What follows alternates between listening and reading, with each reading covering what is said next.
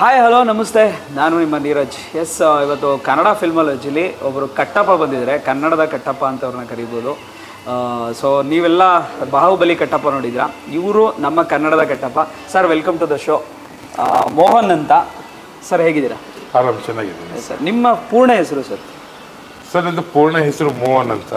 But ಆಕಸ್ಮಿಕವಾಗಿ cinema ಇಂಡಸ್ಟ್ರಿಗೆ ಬಂದ ನಂತರ ಅದು ನನ್ನ ಮೊದಲನೇ ಸಿನಿಮಾದಲ್ಲಿ ನನ್ನ ಈ ಒಂದು ದಾಡಿ ಲುಕ್ ಇರ್ಬೋದು ಅಥವಾ ನಂದು ಹೆಡ್ ಶೇವ್ ಇರ್ಬೋದು, ಜನ ನೋಡ್ತಾ ನೋಡ್ತಾ ಅವರೇ ಕಟ್ಟಪ್ಪ ಅಂತ ಕರೀಲಿಕ್ಕೆ ಶುರು ಆದ್ಮೇಲೆ ಕಟ್ಟಪ್ಪ ಅನ್ನೋ ಹೆಸರು ಜಾಯಿನ್ ಆಯ್ತು. ಈಗ ಫಿಲಮ್ ಇಂಡಸ್ಟ್ರಿನಲ್ಲಿ ಮೋಹನ್ ಕಟ್ಟಪ್ಪ ಅಂತ ಹೋಗಿದೆ.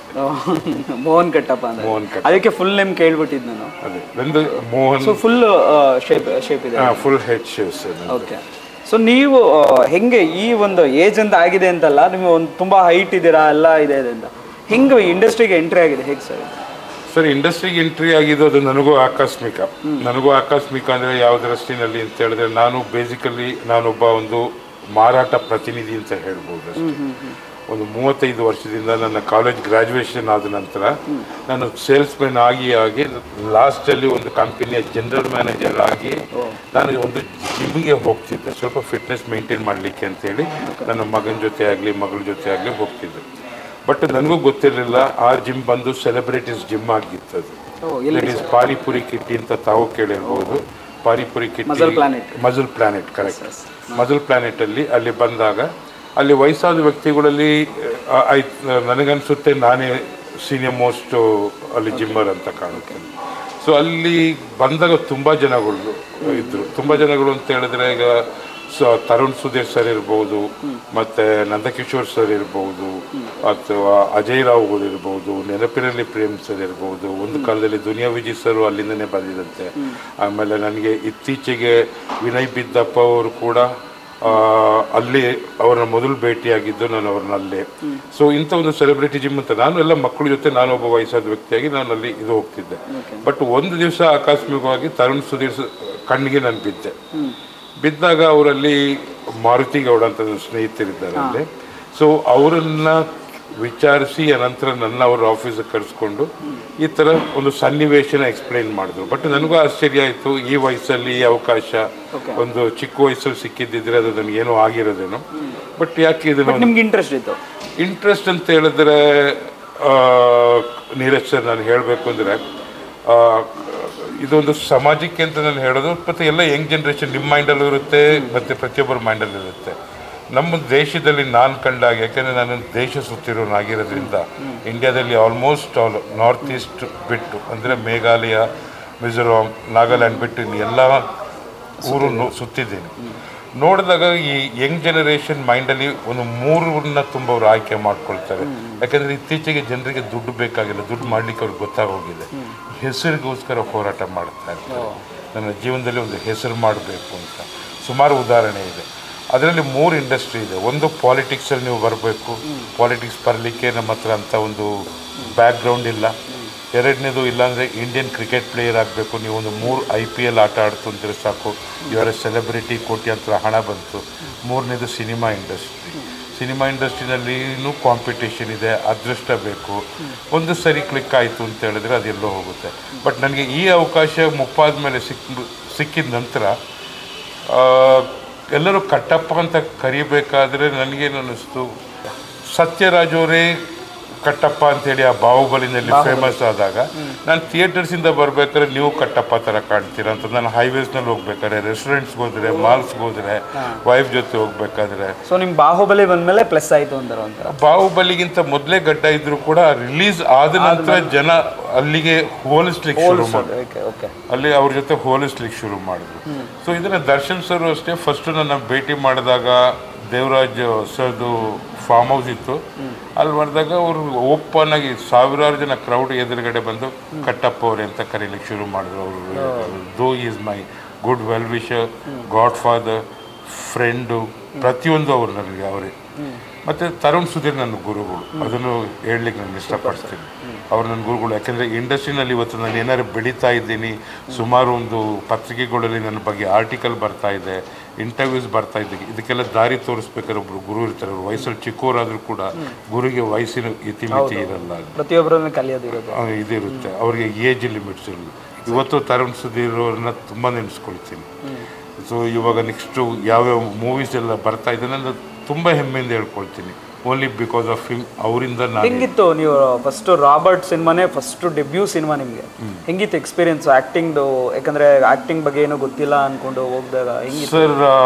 ಆ್ಯಕ್ಟಿಂಗ್ ಬಗ್ಗೆ ಗೊತ್ತಿಲ್ಲ ಅನ್ನೋದಕ್ಕಿಂತ ನನಗೂ ಚಿಕ್ಕ ವಯಸ್ಸು 1991 ಅಂದರೆ 1991 ಇಸ್ವಿನಲ್ಲಿ ನಾನು ಬ್ಯಾಚುಲರ್ ಆಗಿದ್ದೆ. ಅವಾಗ ನಾನು 2 ಮಲಯಾಳ ಫಿಲಮಲ್ಲಿ ನಾನು ಮಾಡಿದ್ದೆ, ಬಿಕಾಸ್ ನಾನು ಕೊಯಮತ್ತೂರಿನಲ್ಲಿದ್ದೆ. ಇದು ಒಂದು ಫ್ಲ್ಯಾಶ್ ಬ್ಯಾಕ್ ರೀತಿ ನಾನು ಇವತ್ತು ಹೇಳ್ತಾ ಇದ್ದೀನಿ. ಅದರಲ್ಲಿ ಇವತ್ತು ನೀವು ಯೂಟ್ಯೂಬ್ನಲ್ಲಿ ಮುಖಮುದ್ರ ಅಂತ ಟೈಪ್ ಮಾಡ್ತಂದರೆ ಮುಖಮುದ್ರದಲ್ಲಿ ನಾನು ವಿಲನ್ ಕ್ಯಾರೆಕ್ಟರ್ ಮಾಡಿದ್ದೆ. ಅದರ ನಂತರ ಇವತ್ತಿಂದು ಸೂಪರ್ ಸ್ಟಾರ್ ಮೋಹನ್ ಲಾಲ್ ಏನಿದ್ದಾರೆ ಅವ್ರದ್ದು ವಿಯೆಟ್ನಾಂ ಕಾಲನಿ ಫಿಲಮ್ನಲ್ಲೂ ನಾನು ಮಾಡಿದ್ದೀನಿ. ಫೇಮಸ್, ಅದು ಅಷ್ಟೇ 3 ವರ್ಷ ಓಡಿದ್ವಿ. ಆನಂತರ ಏನಾಗುತ್ತೆ, ವಾಪಸ್ ಬೆಂಗಳೂರು ಬರಬೇಕಾಗುತ್ತೆ 92ಕ್ಕೆ.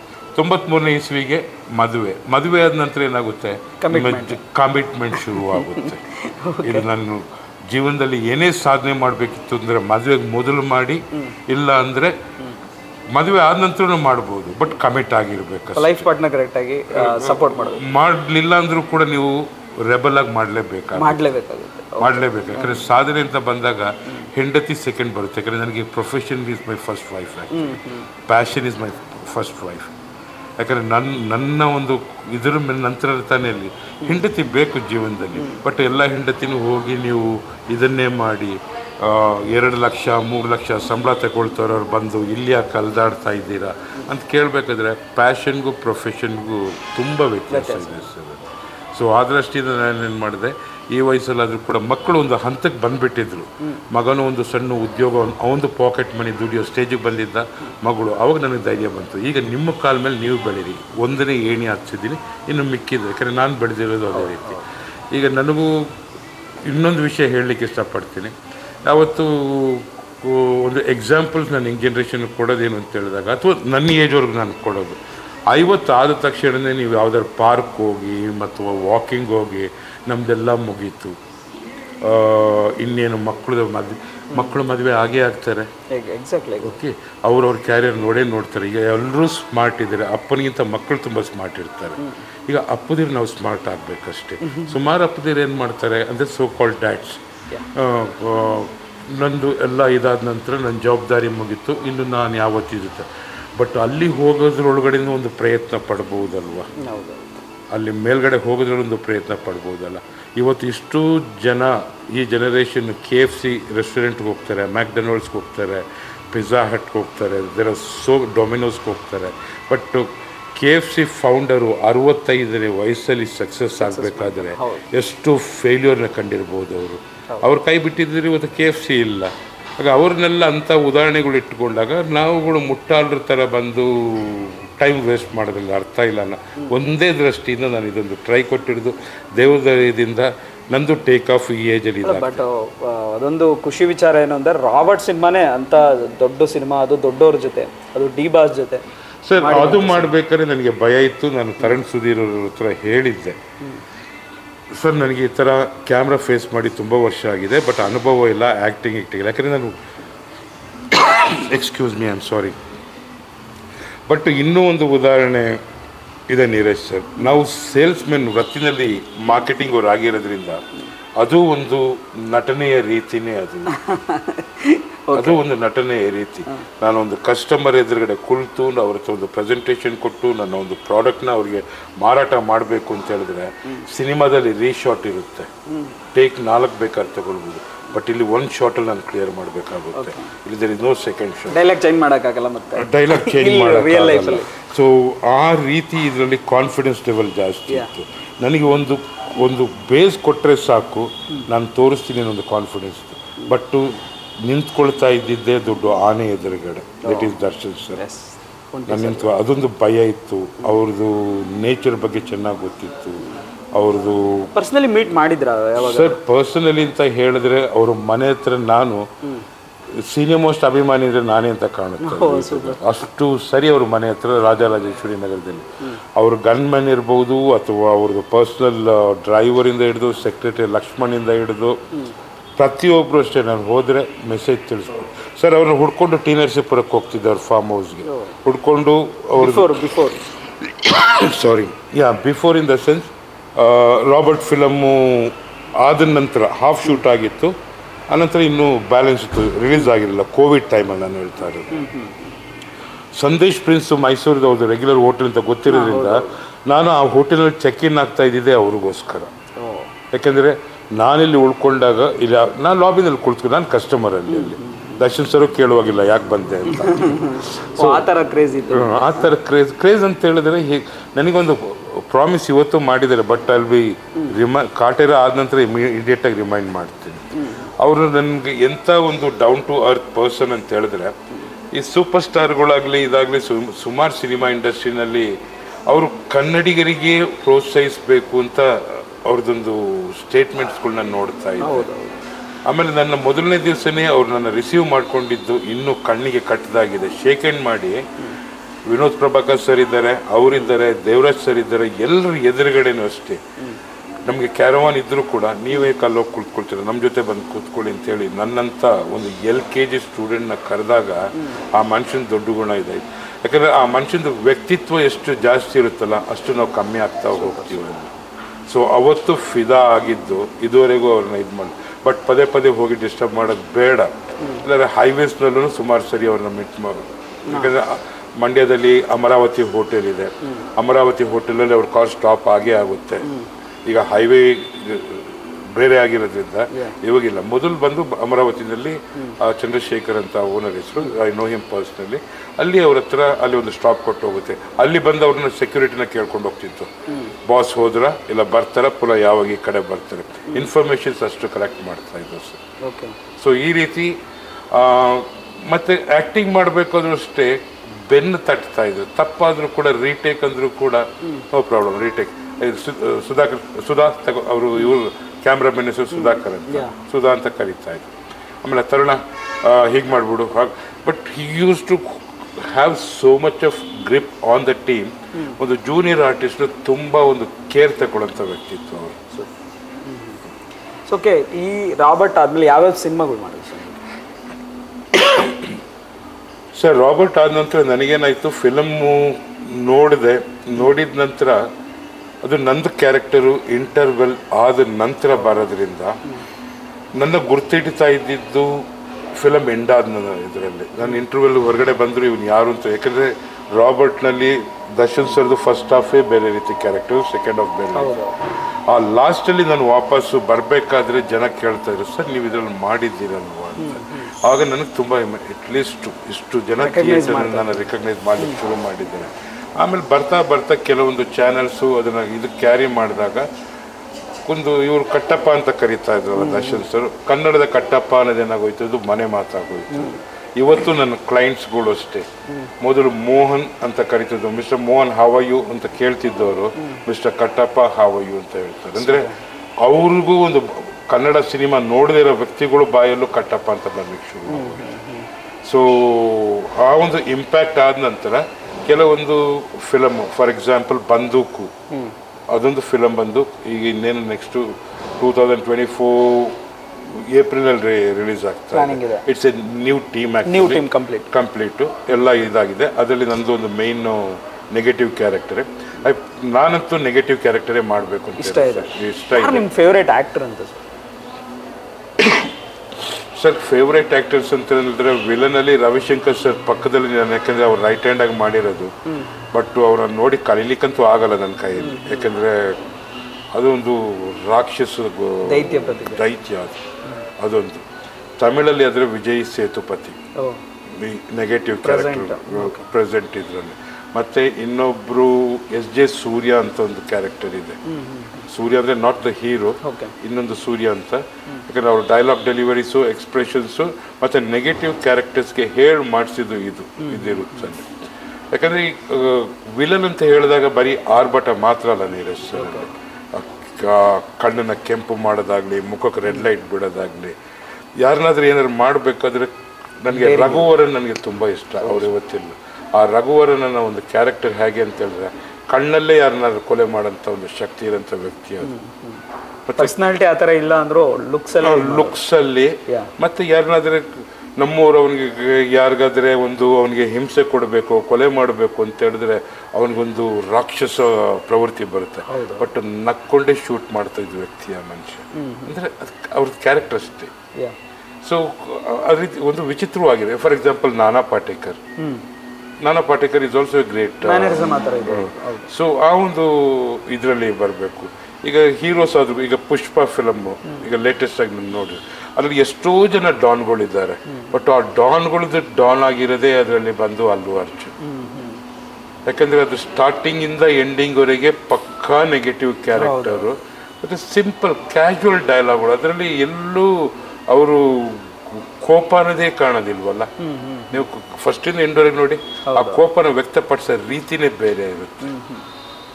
ಸೊ ಹೀರೋಗಳಲ್ಲಿ ನಮ್ಮ ಕನ್ನಡ ಇಂಡಸ್ಟ್ರಿಯಲ್ಲಿ ನಿಮ್ಗೆ ಯಾರು ಇಷ್ಟ ಆಗ್ತಾರೆ ಈಗಿನ ಆಗಿರ್ಬೋದು ಅಥವಾ ನಿಮ್ಮ ಡೇಸ್ ಅಲ್ಲಿ, ನಿಮ್ಮ ಕಾಲೇಜ್ ಡೇಸ್ ಅಲ್ಲಿ? ಸರ್ ನಮ್ಮ ಕಾಲೇಜ್ ಡೇಸ್ ಅಂದ್ರೆ very big fan of Ambareesh sir, rebel star. ಯಾಕಂದ್ರೆ ಅವ್ರದ್ದು ಮ್ಯಾನರಿಸಮ್ ಇಷ್ಟ. ಇನ್ನು ಅಣ್ಣವ್ರ ಬಗ್ಗೆ there is no comparison, because ಅವ್ರಿಗೆ ಕಂಪೇರ್ ಮಾಡಲಿಕ್ಕೆ ನಾನು ಯಾರನ್ನೂ ಇಷ್ಟಪಡಲ್ಲ. ಅದಾದ ನಂತರ ವಿಷ್ಣು ಸರ್ ಅಂತೂ ಇದ್ದೇ ಇದ್ದಾರೆ ನಮ್ಮ ಕಾಲದಲ್ಲಿ.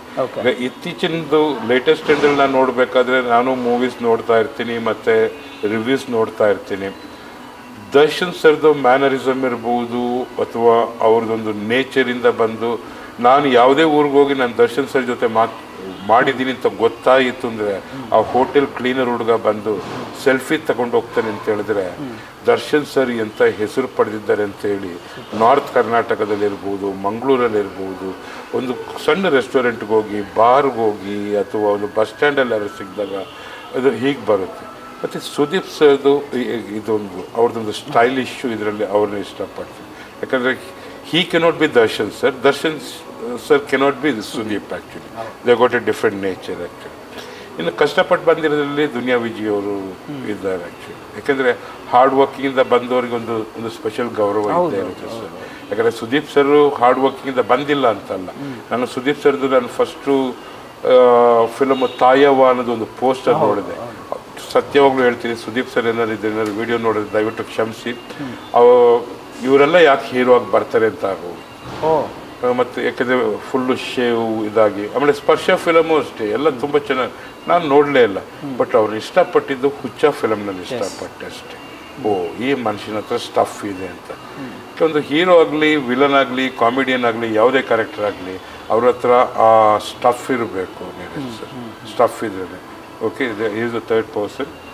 ದೆನ್ ಅಫ್ಕೋರ್ಸ್ ಅದಾದ ನಂತರ ದರ್ಶನ್ ಸರ್, ಸುದೀಪ್ ಸರ್ ಮತ್ತು ಯಶ್ ಸರ್ ಇಸ್ ಮೈ ಸ್ಫೂರ್ತಿ ಅಂತಲೇ ಹೇಳ್ತೀನಿ. ಇನ್ಸ್ಪಿರೇಷನ್. ಯಾಕಂದರೆ ನಾನು ಇಂಡಸ್ಟ್ರಿ ಬರಲಿಕ್ಕೆ ನಾನು ಹುಚ್ಚಾಗಿದೆ ಅವರಿಂದ. ಈಗ ಗಡ್ಡ ಬಿಟ್ಟಿರೋದಕ್ಕೆ ಅಥವಾ ಫ್ರೆಂಡ್ ಇಲ್ಲ, ಹಾಗಲ್ಲ. ನಾನು ಜಿಮ್ ಜಾಯಿನ್ ಆಗಲಿಕ್ಕೆ ಕಾರಣ ಒಂದು ಫಿಟ್ನೆಸ್, ಎರಡನೇದು ಯಶೋರಲ್ಲಿ ಬರ್ತಾರೆ ಅಂತ ನನಗೆ ಗೊತ್ತು. ಜಿಮ್ಮಿಗೆ ಬರ್ತಾರೆ. ಜಿಮ್ಮಿಗೆ ಬಂದಾಗ ಎಲ್ಲ ರಾಜ ಹುಲಿ ಅಂತಾರೆ. ಈ ಹುಲಿನ ಬೇಟೆ ಆಡಬೇಕು ಅಂದ್ರೆ ನಾನು ಪಾನಿಪುರಿ ಕಿಟ್ಟಿ ಅವ್ರ ಜಿಮ್ಗೆ ಹೋಗ್ಲೇಬೇಕು. ಹಿ ಬಿಕೇಮ್ ಕ್ಲೋಸ್. KGF 2 ಆಡಿಷನ್ಗೆ ಹೋದೆ, ಬಟ್ ಐ ವಾಸ್ ಲೇಟ್. ದೇವ್ರ ದಯದಿಂದ ಈಗ ನೆಕ್ಸ್ಟು ಶತಾಯಗತಾಯ ಟಾಕ್ಸಿಕಲ್ಲಿ ಟ್ರೈ ಮಾಡ್ತಾ ಇದ್ದೀನಿ ಸರ್. ಇದನ್ನು ಬಂದು ಅದು ಏನಾದರೂ ಆಗಲಿ ಅದರದ್ದು ಸ್ಟೇಟಸಲ್ಲಿ ಹಾಕಿದ್ದೀನಿ. ಅವ್ರ ಜೊತೆ ಒಂದು ಫಿಲಮ್ ಅಂತೂ ಮಾಡ್ತೀನಿ. ಸುದೀಪ್ ಸರ್ ಹತ್ರ 5 ಹೀರೋಗಳನ್ನ ನಾನು ಹೇಳಿದ್ದೀನಿ. ಯಶ್ ಸರ್ ಇರ್ಬೋದು, ದುನಿಯಾ ವಿಜಯ್ ಇರ್ಬೋದು, ಸುದೀಪ್ ಸರ್ ಇರ್ಬೋದು, ಅಥವಾ ನಮ್ಮ ದರ್ಶನ್ ಸರ್ ಇರ್ಬೋದು. And I have one more in my mind. ಅದು ಮೊನ್ನೆ ಇಂಟರ್ವ್ಯೂನಲ್ಲಿ ಹೇಳಿದ್ದೆ. And 5 heroes. ಮಿಕ್ಕಿದವರು ಕಮ್ಮಿ ಅಂತ ನಾನು ಹೇಳ್ತಾ ಇಲ್ಲ. ಮಿಕ್ಕಿದವ್ರ ಎದುರುಗಡೆ ಸರ್, ಈಗ ಆನೆ ಎದುರುಗಡೆ ಆನೆ ಬಿಟ್ಟರೆ ಚೆನ್ನಾಗಿರುತ್ತೆ. ನಿಮ್ಮ ಪರ್ಸನಾಲಿಟಿಗೆ ಅವರ ಇದು. ಬಟ್ ಈಗ ನಾನು ಲೈಮ್ ಲೈಟ್ಲಿಗೆ ಬರ್ಲಿಕ್ಕೆ ಪ್ರಯತ್ನ ಪಡ್ತಾ ಇರೋದು, ಕರ್ನಾಟಕದಲ್ಲಿ ಒಂದು ಡೈನೋಸಾರಸ್ ಇದೆ ಅಂತ ತೋರಿಸ್ಲಿಕ್ಕೋಸ್ಕರ. ಮುಪ್ಪಾದರೂ ಕೂಡ ಡೈನೋಸಾರ್ದು ಏಜ್ ಯಾರಿಗೂ ಗೊತ್ತಿಲ್ಲ. ಬಟ್ ಆ ಡೈನೋಸಾರಸ್ ಒಂದು ಜೀವಂತವಾಗಿದೆ ಅಂತ ಅದರೊಂದು ಫಿಲಮಲ್ಲಿ ತೋರಿಸಿನೇ ನಾನು ಸಾಯಬೇಕು ಅನ್ನೋದೊಂದು ಆಸೆ ಮಾತ್ರ ಹೃದಯಪೂರ್ವಕವಾಗಿ ಹೇಳ್ತಾ ಇದ್ದೀನಿ ಸರ್. ಸೂಪರ್. ನೀವು ಹೇಳ್ತಿರೋ ಮಾತುಗಳು ತುಂಬ ಇಷ್ಟ ಆಯಿತು. ಇವ್ರ ಜೊತೆ ಎಲ್ಲ ಒಡನಾಟ ಆಯಿತು, ಒಂದಷ್ಟು ಸಿನಿಮಾಗಳು ಮಾಡ್ತಾ ಇದ್ದೀರಾ. ಹೇಗಿದೆ ಮನೇಲಿ ಸಪೋರ್ಟ್ ಹೇಗಿದೆ ಆ್ಯಕ್ಚುಲಿ ಸರ್? ಮಕ್ಕಳಿಗಂತೂ ಅಪ್ಪ ಈ ಟೈಮಲ್ಲಿ ಒಂದು ಚಾನ್ಸ್ ತಗೊಳ್ತಾ ಇದ್ದಾನಲ್ಲ ಅಂತ ಹೆಮ್ಮೆ ಪಡೋಂಥ ಮಗ ಇದ್ದಾನೆ, ಹೆಮ್ಮೆ ಪಡೋಂಥ ಮಗಳಿದ್ದಾರೆ. ಬಟ್ ವೈಫ್ಗೆ ಯಾವ ರೀತಿ ಇರುತ್ತೆ ಅಂತ ಹೇಳಿದಾಗ, ಬಿಕಾಸ್ ನಾವೊಂದು ಅವರೇ ಮೇನ್ ಮಧ್ಯಮ ವರ್ಗ ಆಗಿರೋದ್ರಿಂದ ಕೆಲಸ ಕಾರ್ಯ ಬಿಟ್ಟು ಸಿನಿಮಾಗೆ ಹೋಯ್ತು ಅಂದರೆ ಜೀವನ ಹೇಗಿರೋದೊಂದು ಪ್ರಶ್ನೆ ಇರುತ್ತೆ, ಅದು ಸಹಜ. ಅದನ್ನು ನಾನು ಹೇಳಲಿಲ್ಲ ಅಂದರೂ ಕೂಡ ಅರ್ಥ ಮಾಡ್ಕೊಳ್ತೀನಿ. ಬಟ್ ಅವರ ಸರ್ಕಲ್ ಇರ್ಬೋದು ಅಥವಾ ಸಮಾಜದ ಸರ್ಕಲ್ ಇರ್ಬೋದು, ನನ್ನ ಹತ್ರ ಹಣ ಇಲ್ಲದೇನೆ ಇರ್ಬೋದು, ಅಥವಾ ಉದ್ಯೋಗನ ನಿರಾಕರಿಸಿ ಬಂದು ಈ ಲ್ಯಾಂಡಲ್ಲಿ ಬಂದು, ಯಾಕಂದರೆ ನಾನು ಹೆಂಡತಿಗೆ ಸಮಯ ಕೊಡೋಕ್ಕಾಗ್ತಿರ್ಲಿಲ್ಲ ಒಂದು ಕಾಲದಲ್ಲಿ. ನಾನು ಇರ್ತಿದ್ದೆ, ನನ್ನ ಡ್ರೈವರ್ ಇರ್ತಿದ್ದ, ಯಾವುದೋ ಸ್ಟೇಟಲ್ಲಿ ಇರ್ತಿದ್ದೆ. ಈಗ ನಾನು ಅವಳಿಗೆ ಹೆಲ್ಪ್ ಮಾಡೋ ಸ್ಟೇಜ್ ಬಂದಿದೆ ಈಗ ಮನೆಯಲ್ಲಿ. ಯಾಕೆಂದರೆ ಈಗ ಬಟ್ ಸಂಪಾದನೆ ಇಲ್ಲ, ನನಗೆ ಬೇಕಾಗಿಲ್ಲ. ಬಟ್ ಈಗ ನನಗೆ ಬೇಕಾಗಿರೋದು ಇವಾಗೆಲ್ಲ 60 ಆದಮೇಲೆ ಯಾವತ್ತು ಅಂತ ಹೇಳಲಿಕ್ಕಾಗಲ್ಲ ಆಯಸ್ಸು ಅಂತ ಹೇಳೋದು. ಹಳೆ ಕಾಲದಲ್ಲಿ ಅದೇ 100 ವರ್ಷ ಆಯಸ್ಸು ಅಂತ ಹೇಳೋದು. ಈಗ 60 ಲೈಫ್ ಸ್ಪ್ಯಾನ್ ಒಂದು ಚಿಕ್ಕ ಆಗಿದೆ. ಹೌದು, ಆ ಚಿಕ್ಕದ್ರಲ್ಲೇ ಒಂದು ಗೇಮ್. ಈಗ ನಾನು ಯಾವತ್ತೂ ನಿರೀಕ್ಷರು ಹೇಳೋದು, ಒಂದು ಕಾಲದಲ್ಲಿ ಇತ್ತು 6 ದಿವಸ ಟೆಸ್ಟ್ ಕ್ರಿಕೆಟ್ ಆಡೋರು, 1 ದಿವಸ ರೆಸ್ಟ್ ಅಂತ ಕೊಡೋರು, ಆಮೇಲೆ 1 ಡೇ ಮ್ಯಾಚ್ ಅಂತ ಬಂತು ಬೆಳಗಿನ ಸಂಜೆ. ಈಗ ಬಂದಿರೋದು 2020ಗೆ ಲೇಟೆಸ್ಟ್. ಈಗ 3 ಅವರ್ಸಲ್ಲಿ ಮ್ಯಾಚ್ ಮುಗ್ದೋಗುತ್ತೆ. ರಿಸಲ್ಟ್ ನಿಮ್ಗೆ ಸಿಗೋದು ಲಾಸ್ಟ್ 1 ಓವರಲ್ಲೋ 2 ಓವರ್ಲೋ. ಎಲ್ಲ ಈಗ ಲೇಟೆಸ್ಟ್ ವರ್ಲ್ಡ್ ಕಪ್ ನೋಡಿದ್ರಲ್ಲ, ನೀವು ಏನೇ ಗೆದ್ದರೂ ಕೂಡ ಕೊನೆಗೆ ಟರ್ನಿಂಗ್ ಪಾಯಿಂಟ್ ಅಂದರೆ ಲಾಸ್ಟ್ ಓವರ್ ಅಥವಾ ಸೂಪರ್ ಓವರ್ ಅಂತ ಒಂದಿರುತ್ತೆ. 6 ಬಾಲು ಇರುತ್ತೆ. ಸೊ ಅದು that is my this thing. But confidence ಇದೆ, ಕ್ರಿಸ್ ಗೇಲ್ ಟೈಪ್ ಆಗೇ ಆಗ್ತೀನಿ. ಸೊ ಈ ವಯಸ್ಸಲ್ಲಿ ನಿಮ್ಮದು ಕಾನ್ಫಿಡೆನ್ಸ್ ಮೆಚ್ಚಬೇಕು. ಇದ್ರ ಜೊತೆಗೆ ರೀಸೆಂಟಾಗಿ ಕಾಟೇರದಲ್ಲಿ ಮಾಡಿದ್ರೆ ಅಂತ ಗೊತ್ತಾಯ್ತು. ಸೊ ಅದು ಎಕ್ಸ್ಕ್ಲೂಸಿವ್ ಆ್ಯಕ್ಚುಲಿ. ಸರ್, ಕಾಟೇರದಲ್ಲಿ ಅದು ದರ್ಶನ್ ಸರ್ದೇ ಟೀಮ್ ಆಗಿರೋದ್ರಿಂದ ತರುಣ್ ಸುಧೀರ್ ಸರ್ದೇ ಡೈರೆಕ್ಟರ್ ಅವರೇ ಅವಕಾಶ ಕೊಟ್ಟರು. ಬಟ್ ಅವ್ರಿಗೂ ನಾನು ಪ್ರೂವ್ ಮಾಡಿದ ನಂತರನೇ ನಾನು ದೊಡ್ಡ ಮಟ್ಟದಲ್ಲಿ ಮುಖಾಮುಖಿ ಆಗ್ಲಿಕ್ಕೆ ಸಾಧ್ಯ. ಈಗ ಅದರಲ್ಲಿ ಮೈನ್ ವಿಲನ್ನು, ಯಾಕೆಂದ್ರೆ ಅದು ಸೋಷಿಯಲ್ ಮೀಡಿಯಾದಲ್ಲಿ ಡಿಸ್ಕ್ಲೋಸ್ ಆಗೋಗಿದೆ. ವಿನೋದ್ ಆಳ್ವಾ ನಮ್ಮ ಹಳೆ ಹೀರೋ ಅವರಿದ್ದಾರೆ, ಜಗಪತಿ ಬಾಬು ಸರ್ ಇದ್ದಾರೆ, ಇವು ಎಲ್ಲರೂ ಒಂದು ಇದಿದೆ. ನನ್ನ ಮನಸ್ಸಲ್ಲಿ ಒಂದು ಕ್ವಶನ್ ಮಾರ್ಕ್ ಇತ್ತು. ವಿನೋದ್ ಆಳ್ವಾ ಸರ್ ಹೈದರಾಬಾದ್ನಲ್ಲಿರೋದು, ಜಗಪತಿ ಬಾಬು ಅವರು ಇಲ್ಲಿರೋದು, ಹೆಸರು ಮಾಡಿದ್ದಾರೆ. ಬಟ್ ಕರ್ನಾಟಕದಲ್ಲಿರೋ ಟ್ಯಾಲೆಂಟ್ಗಳನ್ನ ಇವರು ಆಮದು ಮಾಡಿಕೊಳ್ಳದೇನೆ ಇಲ್ಲಿವರೆಗೆ ಹುಡುಕಾಟ ಮಾಡಬೇಕು. ಅದೊಂದು ಆಟ ನನ್ನ ಮೈಂಡಲ್ಲಿದೆ. ಈಗ ಬಾಂಬೆಯಿಂದನೇ ವಿಲನ್ಗಳನ್ನ ಕರೆಸೋದು ಅಥವಾ ಇನ್ನೊಂದು ಸ್ಟೇಟಿಂದನೇ ಕರೆಸೋದು ಬೇಕು. ಅವ್ರ ಹತ್ರ ಪ್ರತಿಭೆ ಇದೆ. ಬಟ್ ಕರ್ನಾಟಕದಲ್ಲೂ ಎಷ್ಟು ಪ್ರತಿಭೆಗೆ ಕಾಯ್ತಾ ಇದ್ದಾರೆ ಅಂದಾಗ ನಾನು ಸೆಟ್ನಲ್ಲಿ ನೋಡ್ತಾ ಇರ್ತೀನಿ. ಕಾಟೇರ ಬಂದು ನನ್ನ ಅನಿಸಿಕೆ ಪ್ರಕಾರ I cannot review that. Actually 29ನೇ ತಾರೀಕು ಇದಿರೋದು. ತರುಣ್ ಸರ್ ಹತ್ರನೂ ನಾನು ಹೆಚ್ಚಿಗೆ ಮಾತಾಡೋಕ್ಕೆ ಅವಕಾಶ ಸಿಗಲಿಲ್ಲ. ಆ ಫಿಲಮ್ ಅಂತೂ ದರ್ಶನ್ ಸರ್ ಕೆರಿಯರ್ನಲ್ಲೇ ಇಟ್ಸ್ ಎ ಡಿಫ್ರೆಂಟ್ ಮೂವಿ ಅಂತ ನನ್ನ ಅನಿಸಿಕೆ. ಯಾಕೆಂದರೆ ನಾವು ದರ್ಶನ್ ಸರ್ ಅಂದಾಗ ಅವರು ಫ್ಯಾನ್ಗಳೆಲ್ಲ ನೋಡೋದೇ ಬೇರೆ ಇದ್ರಲ್ಲಿ ನೋಡ್ತಾರೆ. ಬಟ್ ನಾನು ನನ್ನ ಲೈಫಲ್ಲಿ ಬಂದು ಒಂದು ಹಳ್ಳಿಯ ರೆಬಲ್ ಸ್ಟಾರ್ ಆಗಿ ಅವ್ರನ್ನ ನೋಡಿದ್ದು, ಆ ಲುಂಗಿ ಇರ್ಬೋದು, ಆ ಶರ್ಟ್ ಇರ್ಬೋದು, ಮತ್ತು ಅವ್ರ ಕಾಸ್ಟ್ಯೂಮ್ಸ್ ಇರ್ಬೋದು. ನೀವು ನೋಡಿ ಪೋಸ್ಟರ್ಸ್ ರಿಲೀಸ್ ಆಗಿದೆ, ಅವ್ರ ಮಚ್ಚು ಕೂಡ it is not A normal ಮಚ್ಚು. ಅದು ಈ ಹಳೆ ಕಾಲದ ಈ ರೈತರು ಕುಡುಗೋಲು ಅಂತ ಹೇಳ್ತೀವಲ್ಲ, ಆ ಥರದ್ದು ಸ್ಟೋರಿ ಆ ಥರ ಹೋಗುತ್ತೆ ಅದು. ಸೊ ಇದು ಬಂದು ಒಂದು ಮೈಲ್ ಸ್ಟೋನ್ ಕ್ರಿಯೇಟ್ ಮಾಡುತ್ತೆ ಅಂತ 100% ಕಾನ್ಫಿಡೆನ್ಸ್ ಇದೆ. ಇದು ನಾನು ನಿಮ್ಮನ್ನು ಇದು ಮಾಡಲಿಕ್ಕೆ ಹೇಳ್ತಾ ಇಲ್ಲ, it is my own vision. ಯಾಕಂದರೆ ನಾನು ಸೆಟ್ನಲ್ಲಿ ಬೇರೆ ಸಹ ಕಲಾವಿದರ ಜೊತೆ ಮಾತಾಡ್ತಾ ಇರಬೇಕಾದ್ರೆ ಇದು ಟ್ರೆಂಡ್ ಕ್ರಿಯೇಟ್ ಮಾಡುತ್ತೆ ಅಂತಲೇ ಇದು ಮಾಡಿದೆ. ಇಲ್ಲ ಅಂದರೆ ಎಂತೆಂಥ ದೊಡ್ಡ ದೊಡ್ಡ ಫಿಲಮ್ಗಳು ರಿಲೀಸ್ ಆಗ್ತಾ ಇದೆ ಸರ್. ನೆಕ್ಸ್ಟು ಪ್ರಶಾಂತ್ ನೀಲ್ ಅವ್ರದ್ದು ಬರ್ತಾ ಇದೆ, ಪಕ್ಕದಲ್ಲಿ ಇವ್ರದ್ದು ಶಾರುಖ್ದು ಬರ್ತಾ ಇದೆ. ಆ ಟೈಮಲ್ಲಿ ಇದು ರಿಲೀಸ್ ಮಾಡಬೇಕು ಅಂದರೆ 2 ಗುಂಡಿಗೆ ಬೇಕು. ಬಟ್ ಡಿ ಬಾಸ್ಗೆ ಮೇ ಬಿ ಯಾರು ಎದುರಾಳಿ ಇರಲ್ಲ ಸರ್. ಡಿ ಬಾಸ್ಗೆ ಎದುರಾಳಿ ಇಲ್ಲ. But when it comes to the part of success ಅಂತ ಬಂದಾಗ ಡಿ ಬಾಸ್ ಸರ್ಗೆ ಇದಿದೆ. ಯಾಕಂದರೆ ಹುಲಿ ಯಾವತ್ತಿದ್ರು ಹುಲಿನೇ ಬೇಟೆ. ಬಾಕ್ಸ್ ಆಫೀಸ್ ಸುಲ್ತಾನ್ ಅವರಂತೂ ಇದು ಮಿಕ್ಕಿದವರಾದರೆ ಪೋಸ್ಟ್ಪೋನ್ ಮಾಡಿರೋರು ಅಥವಾ ಪ್ರೀಪೋನ್ ಮಾಡಿರೋದು, ಡೇಟ್ಸ್ ಅಂತಲ್ಲ ಆಯಿತು. But he so much confident. ಹೆಂಗಿತ್ತು ಕಾಟೇರ ಸೆಟ್ ಆಗಲಿ ಎಲ್ಲ ಫುಲ್ ಒಂದು ಹಳ್ಳಿ ಸೆಟ್ಟಲ್ಲಿ ಮಾಡಿದ್ರು ಅಂತ ಕೇಳ್ಪಟ್ಟು. ಸರ್ ಅದು ಹಳ್ಳಿ ಸೆಟ್ ಅಂತ ಹೇಳಿದ್ರೆ it was shot most of the different ಲೊಕೇಶನ್ಸಲ್ಲಿತ್ತು.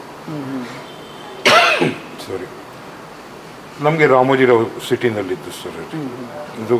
It's ಹೈದರಾಬಾದ್ನಲ್ಲಿ. ಅಲ್ಲಿ ಇರೋಂಥ ಒಂದು ಹಳ್ಳಿ ಜನರದ ಕಾಸ್ಟ್ಯೂಮಿಂದ ಹಿಡಿದು ಅವರು ಪ್ರತಿಯೊಂದಕ್ಕೂ ಕೇರ್ ತಗೊಳ್ಳು.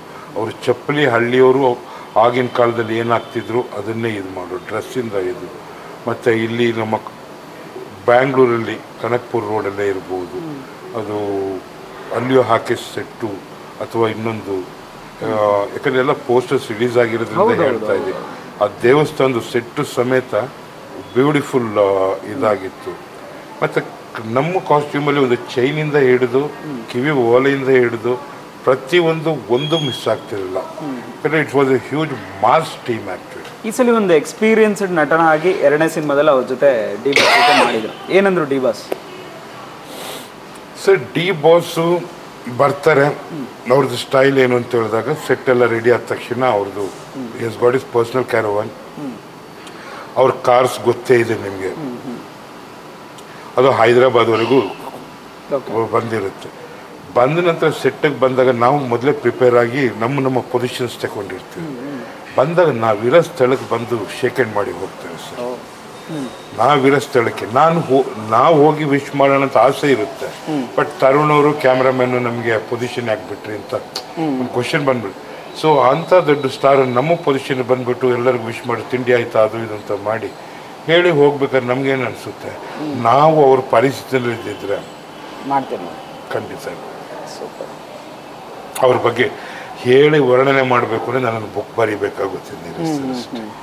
ಬಟ್ ಒಂದು ಮಾತ್ರ ನಿಜ, ಅವ್ರದ್ದು ನೆಕ್ಸ್ಟ್ ಫಿಲಮ್ ಯಾವುದು ಅಂತ ಗೊತ್ತಿಲ್ಲ. ಈ ಫಿಲಮ್ ಆದ ತಕ್ಷಣ ಮೀಟ್ ಮಾಡ್ತೀನಿ, ನನ್ನ ಹತ್ರ ಪ್ರತಿಭೆ ಇದೆಯಾ ಅಂತ ಅವ್ರನ್ನ ಕೇಳಿನೇ ಅವ್ರ ಎದುರುಗಡೆ ನೆಕ್ಸ್ಟು ಮುಖಾಮುಖಿಂದ ಇರ್ತೀನಿ ಅಷ್ಟೇ. ಇದು ಹುಲಿ ಎದುರುಗಡೆ ಹುಲಿ ನಿಲ್ಲೇಬೇಕು ಅಂತ ನಾನು ಕಾಯ್ತಾರೆ. ಸೂಪರ್ ಸರ್, ಒಂದು ಈ ಜರ್ನಿ ಅದ್ಭುತವಾಗಿದೆ. ಈಗ ನೆಕ್ಸ್ಟ್ ಯಾವ್ಯಾವ ಸಿನಿಮಾಗಳು ಮಾಡ್ತೀವಿ ಸರ್? ಸರ್, ರಿಲೀಸ್ಗೆ ಗಾರ ಶೂಟಿಂಗ್ ನಡೀತಾ ಇದೆ. ದೆನ್ ಐ ಹ್ಯಾವ್ ಗಾರ ಆದ ನಂತರ ಬಂದೂಕು ಹೇಳಿದೆ ನಿಮಗೆ. ಬಂದೂಕು ಆದಮೇಲೆ ಅಥರ್ವ ರಿಲೀಸ್ ಇದೆ. ಆಮೇಲೆ ಈಗ ಸೌತ್ ಇಂಡಿಯಾದ ನಂಬರ್ 1 ಪ್ರೊಡಕ್ಷನ್ ಅಂತ ಹೇಳ್ತಾರೆ ಲೈಕಾ ಪ್ರೊಡಕ್ಷನ್ಸ್. ಅವರೆಲ್ಲ 500 ಕೋಟಿ 1000 ಕೋಟಿ ಬಜೆಟಲ್ಲಿ ಅವರು ಮೂವೀಸ್ ಇದು ಮಾಡೋದು. ಆ ಯೂನಿಟಿಂದ ಒಂದು ಫೋನ್ ಬರಬೇಕಾದ್ರೆ ನನಗೆ ಐ ವಾಸ್ ಸೋ ಬ್ಲೆಸ್ಡ್. ಯಾಕೆಂದರೆ ಖುಷಿ ಆಗುತ್ತೆ. ಡಿ ಬಾಸ್ ಜೊತೆ ಮಾಡಿದ್ದಾರೆ ಇವರು. ಯಾಕಂದರೆ ನನ್ನ ಫೋಟೋಸು ವೀಡಿಯೋಸು ಇಂಟರ್ವ್ಯೂಸು ಕಳಿಸಿದಾಗ ಮೋಸ್ಟರ್ ನ್ಯೂಸ್ ಇದಾಗಿದ್ದೀರಾ, ಡೇಟ್ಸ್ ಬರುತ್ತೆ ಶಾರ್ಟ್ಲಿ ಅಂತೇಳಿ ಅವ್ರ ಆಫೀಸಿಗೆ ಕಳಿಸ್ಕೊಂಡು ಮಾತುಕತೆ ಆಡಿ ನಿಮ್ದು ಏನು ರೇಟ್ ಇದೆ, ಇದು ಕಮರ್ಷಿಯಲ್ಸ್ ಎಲ್ಲ ಮಾತಾಡಬೇಕಾದ್ರೆ ಅವರು ಈಗ ನನಗೊಂದು ಪ್ರೈಸ್ ಟ್ಯಾಗ್ ಸಿಗ್ತಾ ಇದೆ ಅಂತ ಹೇಳ್ಬಿಟ್ಟು ಆ ಫಿಲಮ್ಮು ನಿಖಿಲ್ ಕುಮಾರಸ್ವಾಮಿ ಅವರು ಸರ್. ಯಾಕಂದರೆ ಅವರು ಸಾಧಾರಣ ಅಲ್ಲ, is also A very talented. ಇದು ಅದು ಅಷ್ಟೇ ತಾರಾಗಣ ಅಂತ ಏನು ನಮ್ಮ ಸ್ಟಾರ್ಸ್ ಇವರಿದ್ದಾರಲ್ಲ, ಅದು ತುಂಬ ಅದು ಒಂದು ದೊಡ್ಡ ಮಟ್ಟದಲ್ಲಿ ಅವರು ಇದು ಮಾಡ್ತಾ ಇದ್ದಾರೆ. ಯಾಕಂದರೆ ಅವರು ಬರ್ತಾ ಇದೆ. ಯಾಕಂದರೆ ಅವರು first time in Kannada industry ಅವರು ಬರ್ತಾ ಇರೋದು. ಇದುವರೆಗೆ ಮಲಯಾಳಮು, ಹಿಂದಿ ಇರ್ಬೋದು, ತಮಿಳು ಇರ್ಬೋದು ಎಲ್ಲ ತೆಗೆದಿದ್ದಾರೆ. ಇದು ಅದರಲ್ಲಿ ಒಂದು ಇದಿದೆ. ಮತ್ತು ಇನ್ನು 6 ಫಿಲಮ್ದು ಮಾತುಕತೆ ಆಗಿದೆ. Once I sign that dates ನಾನು ಖಂಡಿತ Neeraj sir, because you are my personal friend, ನಿಮಗೆ ನಾನು ವಾಟ್ಸಪ್ಪಲ್ಲಿ ಅದನ್ನು ಕಳಿಸ್ಕೊಡ್ತೀನಿ. ಮತ್ತು ಪಬ್ಲಿಸಿಟಿ ಆಗೇ ಆಗುತ್ತೆ. 6 film next with the great actors. Actually ಆ 6 ಫಿಲಮಲ್ಲಿ ಒಂದು ತಮಿಳಿದೆ. ಓಕೆ ಇನ್ನು ನಿಮ್ಮ ಒಂದು ಜರ್ನಿ ಇದೊಂದು ಸಿನಿಮಾ ಜರ್ನಿಯಾಗಿ ನಡೀತಾ ಇದೆ. ಏನೆಲ್ಲ ಪ್ಲ್ಯಾನಿಂಗ್ಸ್ ಇಟ್ಕೊಂಡಿದ್ದೀರಾ ಫ್ಯೂಚರ್ ಸಿನಿಮಾನೇ? ಸರ್, ಪ್ಲ್ಯಾನಿಂಗ್ಸ್ ಅಂತ ಹೇಳಿದ್ರೆ I don't to do business. ಯಾಕೆಂದರೆ ಕೋವಿಡ್ ಆದ ನಂತರ ಮಾರ್ಕೆಟ್ ಪರಿಸ್ಥಿತಿ ಚೆನ್ನಾಗಿಲ್ಲ ಅಂತ ನಾನು ಹೇಳ್ತಾ ಇಲ್ಲ, ಚೆನ್ನಾಗಿದೆ. ಬಟ್ ಅಷ್ಟು ಬಂಡವಾಳ ಹಾಕಿ ರಿಸ್ಕ್ ತಗೊಳ್ಳೋ ಏಜ್ ಅಲ್ಲ ಇದು. ಸೆಕೆಂಡ್ ಥಿಂಗ್, ನನ್ನ ಮಗ ಏನಾದರೂ ಬಿಸ್ನೆಸ್ ಮಾಡೋದಾದರೆ I can help him out. ಮಗಳು IT ಇಂಡಸ್ಟ್ರಿನಲ್ಲಿ ಇರೋದ್ರಿಂದ I don't to disturb up. ನಂದು ಈ ಸಿನಿಮಾ ಲೈನಲ್ಲೇ ಹೋಗೋಣ. ಜೊತೆಗೆ ನನಗೆ ಮಾರ್ಕೆಟಿಂಗ್ ಬಗ್ಗೆ ಏನಾದರೂ ಅನುಭವ 35 ವರ್ಷ ಇದ್ದರೆ I will work as A consultant. ಅವರಿಗೆ ಜಸ್ಟ್ ಸೆಲ್ ಯೋರ್ ಐಡಿಯಾಸ್ ಅಷ್ಟೇ. ಇಲ್ಲ ಸರ್, ಒಂದು ಸಿನಿಮಾದಲ್ಲಿ ಈ ಥರ ಒಂದು ಖಡಕ್ ವಿಲನ್ ನಮ್ಮ ಕನ್ನಡಕ್ಕೆ ಬೇಕಾಗಿದ್ರು. ಸೊ ನೀವು ಬಂದಿದ್ದೀರಾ, ಒಂದು ಈ ಥರ ಒಂದು ಅದ್ಭುತ ಪ್ರತಿಭೆ ಜನಕ್ಕೆ ತಲುಪಬೇಕು ಅನ್ನೋದು ನಮ್ಮ ಆಸೆ ಕೂಡ. ಏನೆಲ್ಲ ಇನ್ನು ಫ್ಯೂಚರ್ ನೀವೇನಾದರೂ ಸಿನಿಮಾಗಳು ಮಾಡಬೇಕು ಇಂಥವ್ರ ಜೊತೆ ಅಂದರೆ ಅಷ್ಟು ಹೀರೋಗಳ ಹೆಸರು ಹೇಳ್ಬಿಟ್ಟಿದ್ದೀರಾ. ಸೊ ಇನ್ನು ನಿಮ್ಮದು ಏನಾದರೂ ಡೈರೆಕ್ಷನ್ ಆ ಥರ ಏನಾದರೂ ಆಸೆ ಉಂಟಾ ಸರ್? ಆ್ಯಕ್ಚುಲಿ ಈಗ ನಮ್ಮದೊಂದು ಟೀಮೇ, ನಾವು ಗಾರ ಅನ್ನೋ films it's our own team ನಾವು ಮಾಡ್ತಾ ಇರೋದು. ಸೊ ದ ಪ್ರೊಡ್ಯೂಸರ್ ಬಂದು ನನ್ನ ಸ್ನೇಹಿತರೆ. ಸೊ ಸುಮಾರು ಜನ ನನ್ನ ಪ್ರೊಫೆಷನಲ್ ಲೈಫಲ್ಲಿ ಇದ್ದವ್ರಿಗೆ ಒಂದು ಕನಸಿರುತ್ತೆ ಸಿನಿಮಾ ಮಾಡಬೇಕು ಅಂತ, ಬಟ್ ಅವರಿಗೆ ದಾರಿ ಸಿಕ್ಕಿರಲ್ಲ ಅಲ್ಲಿ. ಸೊ ಐ ಕ್ಯಾನ್ ಜಸ್ಟ್ ಅವ್ರಿಗೆ ನಾನು ಗೈಡ್ ಮಾಡ್ಬೋದು. ಈಗ ನಾನು ಹುಬ್ಳಿನಲ್ಲಿ ಸುಮಾರು ಜನ ಹೇಳಿದ್ರು, ದೊಡ್ಡ ದೊಡ್ಡ ಕೋಟ್ಯಾಧಿಪತಿ ಬಿಸ್ನೆಸ್ ಮ್ಯಾನ್ ಈ ಸಿನಿಮಾ ಕ್ಷೇತ್ರಕ್ಕೆ ಯಾಕಂದರೆ ಇದರಲ್ಲಿ ಬಂದು ಯಾರು ಮೋಸ ಮಾಡಿಬಿಡ್ತಾರೋ ಯಾರಿದು, ಯಾಕಂದರೆ ನಾನು 35 ವರ್ಷದಿಂದ ಅವ್ರ ಹತ್ರ ಗುಡ್ ವಿಲ್ ಉಳಿಸ್ಕೊಂಡು ಬಂದಿರೋದ್ರಿಂದ ಆ ಥರದೊಂದು ಟೀಮ್ ಇದೆ. ನಮ್ಮದೇ ಓನ್ ಪ್ರೊಡಕ್ಷನ್ಸು ಈಗ ಸದ್ಯದಲ್ಲಿ ಅಂದರೆ ನನ್ನ ಸ್ನೇಹಿತರದು ನಂದಿ ಪ್ರೊಡಕ್ಷನ್ಸ್ ಒಂದು ಸ್ಟಾರ್ಟ್ ಆಗ್ತಾ ಇದೆ. ಅದರಲ್ಲೇ ಆದ್ರಿಂದಲೇ ನಾನು ಕೇಳೋದಷ್ಟೇ, ನನಗೆ ಅದರಲ್ಲಿ ಒಂದು ಒಳ್ಳೆ ಕ್ಯಾರೆಕ್ಟರ್ ಬೇಕು ಅಂತ. ಓಕೆ, ಇನ್ನು ನಾನು ಅವ್ರ ಹತ್ರ ಫೀಸು ಅದು, ಯಾಕಂದರೆ ಅವ್ರ ಮುಂದೆ ಬಂದರೆ ನನಗೊಂದು ಹೆಸರು ಇರುತ್ತೆ ಸರ್. ಫಿಟ್ನೆಸ್ ಅನ್ನೋದು ಈ ವಯಸ್ಸಲ್ಲಿ ನಿಮಗೆ ಬೇಕಾಗಿರೋದೆ, ಯಾಕಂದರೆ ವಿಲ್ಲನ್ ಅಂದರೆ ಫಿಟ್ನೆಸ್ ಇರಬೇಕು ಅಥವಾ ಸಮಥಿಂಗ್ ಏನೋ ಲುಕ್ಸ್ ಅನ್ನೋ, ಸೊ ಅದಕ್ಕೆಲ್ಲ ಏನು ಪ್ಲ್ಯಾನಿಂಗ್ ಮಾಡ್ಕೊತೀರ? ಸೊ ಫಿಟ್ನೆಸ್ ಅಂದರೆ ಈಗ 3 days ಬ್ಯಾಕು ನಾನು ಮಾರುತಿ ಗೌಡ್ರ ಹತ್ರ ಹೋಗಿ ಇದು ಮಾಡಿದೆ. ಆಮೇಲೆ ಡಾಕ್ಟರ್ಸ್ನ ಕನ್ಸಲ್ಟ್ ಮಾಡಿದೆ. ಇದು ವಿತ್ ಸರ್ಟಿಫಿಕೇಟ್ಸೇ ನಾನು ಹೇಳ್ತಾ ಇರೋದು. ಒಂದು ಅಕಸ್ಮಾತ್ ಸಿನಿಮಾದಲ್ಲಿ ನಾನೇನಾದರೂ ಬಂದು ನಾನು ಕನಸು ರೀಚ್ ಆಗಲಿಲ್ಲ ಅಂದರೂ ಕೂಡ ನಾನು ಹೀರೋನೇ ನನ್ನ ಮಕ್ಕಳ ಎದುರುಗಡೆ. ಸೂಪರ್. ಹೌದು, ಯಾಕಂದರೆ ನನ್ನ ತಂದೆ ಬಂದು ಈ ವಯಸ್ಸಿನಲ್ಲಿ ಎಲ್ಲ ದುರಭ್ಯಾಸ ಬಿಟ್ಟು ಫಿಟ್ನೆಸ್ ಮೇಂಟೈನ್ ಮಾಡ್ತಿದ್ದಂದಾಗ ನಾನು ಕರ್ನಾಟಕದಲ್ಲಿಯೋ ಅಥವಾ ಸೌತ್ ಇಂಡಿಯಾದಲ್ಲೂ ವಿಲನ್ ಆಗೋದಕ್ಕಿಂತ ನನ್ನ ಫ್ಯಾಮಿಲಿನಲ್ಲಿ ನಾನು ಹೀರೋ ಆಗಿರ್ತೀನಿ. ಆಲ್ರೆಡಿ ಅದೊಂದಿದೆ. ಸಕ್ಸಸ್ ಆದರೂ ಕೂಡ ಅಗೇನ್ ದೊಡ್ಡ ಮಟ್ಟದ ಖಳನಾಯಕ ಅಷ್ಟೇ. ಆಲ್ರೆಡಿ ಸಕ್ಸಸ್ ಆಗಿದ್ದೀರ. ಇದಕ್ಕಿಂತ ಏನು, ಯಾಕಂದರೆ ದರ್ಶನ್ ಅವ್ರ ಜೊತೆ ನಟಿಸೋದೇ ಒಂದು ಭಾಗ್ಯ. ನಿಮ್ಮ ಮೊದಲನೇ ದಿನನೇ ಸಕ್ಸಸ್ ಸಿಕ್ಬಿಟ್ಟಿದೆ ಆಲ್ರೆಡಿ, ಇಂಡಸ್ಟ್ರಿಗೆ ಎಂಟ್ರಿ ಕೊಟ್ಟಿದ ತಕ್ಷಣ. ಮತ್ತೆ ಸೂರಿ ಸರ್ ಜೊತೆ ಒಂದು ಮಾಡಬೇಕು ಅಂತ ಒಂದು ಆಸೆ. ಸೂರಿ ಸರ್ ಜೊತೆ ಬಂದು ಅದೊಂದು ಕನಸಿದೆ. ಅವ್ರನ್ನ ನಾನು ಭೇಟಿಯಾಗಿಲ್ಲ, ಸದ್ಯದಲ್ಲೇ ಭೇಟಿ ಆಗ್ತೀನಿ. ನಾನು ಒಂದು ಹೆಸರು ಬಿಟ್ಟಿದ್ದು ದೊಡ್ಡ ಮನೆ ಶಿವಣ್ಣವ್ರನ್ನ ಅಷ್ಟೇ. 5 ಹೀರೋಗಳಲ್ಲಿ 4 ಜನ ಹೇಳಿದೆ. ಸೂರ್ಯವ್ರ ಡೈರೆಕ್ಷನ್ ಆಗಿರಬೇಕು, ಶಿವಣ್ಣವ್ರ ಜೊತೆ ನಾನೊಂದು ಫಿಲಮ್ ಮಾಡಬೇಕು. ಸೂಪರ್. ಸೊ ಇದು ನನ್ನ ಕನಸಷ್ಟೇ ಸರ್. ಇಷ್ಟು ಮಾಡಿದ್ಮೇಲೆ automatically you are been highlighted. ನೀವು ಕರ್ನಾಟಕದ ಒಂದು ಎಲ್ಲರೂ ಕಣ್ಣಿಗೂ ಬಿದ್ದಿರ್ತೀರ. ಎಸ್ ಸರ್, ಫೈನಲ್ ಆಗಿ ಕಾಟೇರ ಕೂಡ ಸಿನಿಮಾ ರಿಲೀಸ್ ಆಗ್ತಿದೆ. ನಿಮ್ಮ ಒಂದು ದರ್ಶನ್ ಸರ್ ಜೊತೆ ಇನ್ನೊಂದು ಸಿನಿಮಾ ಬರ್ತಾ ಇದೆ. ಸೊ ಜನಕ್ಕೆ ಏನು ಹೇಳಕ್ಕೆ ಇಷ್ಟಪಡ್ತೀರಾ? ನಿಮ್ಮ ಬಗ್ಗೆ ಜನಕ್ಕೆ ಏನು ಹೇಳ್ಬೋದು ಸರ್? ಜನಕ್ಕೆ ಹೇಳೋದು ಕಾಟೇರ ಬಗ್ಗೆ ಆದರೂ ಇರ್ಬೋದು. ಕಾಟೇರ ಬಗ್ಗೆ ನೀವು ಹೇಳ್ತೀರಾ? ಸಿನಿಮಾ ರಿಲೀಸ್ ಆಗ್ತಿದೆ, ನಿಮ್ಮ ಸಿನಿಮಾ ಬಗ್ಗೆ. ಸೊ ದಯವಿಟ್ಟು ಅಲ್ಲಿ ಕ್ಯಾಮ್ರಾ ಈ ಕಾಟೇರದು ಸ್ಟೋರಿ ಇದಕ್ಕಿಂತ ಜನ ಫಿಲಮ್ನ ಖಂಡಿತ ನೋಡಬೇಕು ಅಂತ ನಾನು ರಿಕ್ವೆಸ್ಟ್ ಮಾಡ್ಕೊಳ್ತೀನಿ. ಕಾರಣ ಯಾಕೆ ಅಂತ ಹೇಳಿದ್ರೆ, ಒಂದು ಒಳ್ಳೆ ಉದ್ದೇಶನ ಇಟ್ಕೊಂಡು ಒಂದು ಒಳ್ಳೆ ಮೆಸೇಜ್ ಕೊಟ್ಟಿದ್ದಾರೆ ಇದರಲ್ಲಿ ದರ್ಶನ್ ಸರ್. ಇದು ಒಂದು 20-30 ವರ್ಷದ ಹಿಂದಿನ ಒಂದು ನೈಜ ಘಟನೆ ಅಂತಲೇ ಜನ ಮಾತಾಡ್ಕೊಳ್ತಾ ಇದ್ದಾರೆ. ಆ ನೈಜ ಘಟನೆ ತೆರೆ ಮೇಲೆ ತರಬೇಕು ಅಂದರೆ ತುಂಬ ಕಷ್ಟ ಇದೆ. ಈ ಸಂದೇಶ ಎಲ್ಲ ಜನಗಳು, ಎಸ್ಪೆಷಲಿ ಗ್ರಾಮೀಣ ಜನರಿಂದ ಹಿಡಿದು ಸಿಟಿಯವರಿಂದ ಹಿಡಿದು ಅಥವಾ ಒಂದು ಡಿಸ್ಟ್ರಿಕ್ಟು, ಜಿಲ್ಲಾ, ತಾಲೂಕು ಲೆವೆಲಿಂದ ಹಿಡಿದು ಈ ಫಿಲಮ್ಮು ರೀಚ್ ಆಗೋದ್ರಿಂದ ದಯವಿಟ್ಟು ಒಂದು ಸರಿ ಇದನ್ನು ಬಿಗ್ ಸ್ಕ್ರೀನಲ್ಲಿ ನೋಡಿ ಅಂತ ಮತ್ತು ಈ ಫಿಲಮ್ಗೆ ಕನ್ನಡಕ್ಕಾಗಿ ದಯವಿಟ್ಟು ಥಿಯೇಟರಲ್ಲಿ ಹೋಗಿ ನೋಡಿ ಅಂತ ನಾನು ಹೇಳ್ತೀನಿ. Yes sir, thank you so much. ನಿಮ್ಮ ಫ್ಯೂಚರ್ ಕೂಡ ಒಂದು ಅದ್ಭುತವಾಗಿ ಸಾಗಲಿ ಆ journey. All the very best sir. Thank you so much.